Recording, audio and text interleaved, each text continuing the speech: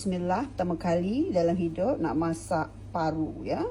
Paru ni paru lembu kurban limousin semalam ya.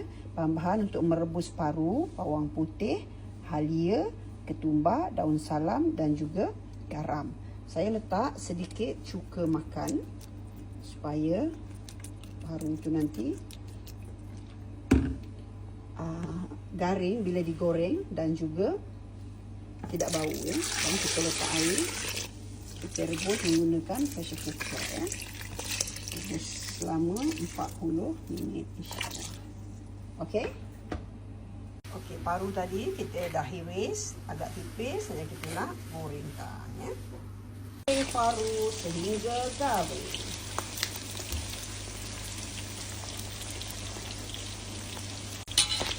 Okey, kita goreng sehingga garing. Kita nak tahu dia garing tak?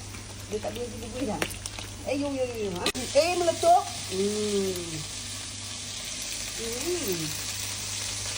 Okey, paru sambal hijau kita dah masak.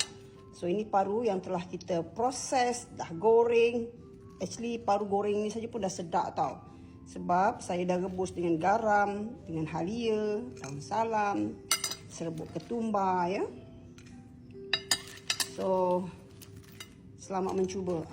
Cili dia ni senang aja. Bawang merah, bawang putih.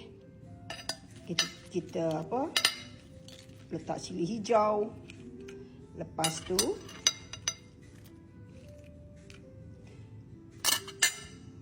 kita goreng semua bahan dengan bekas minyak goreng paru tadi.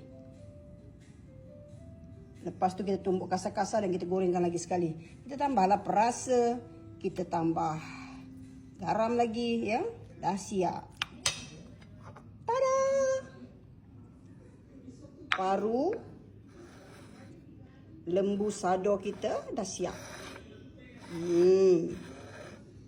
Okey, inilah rupa paru sambal berlada. Paru sambal hijau.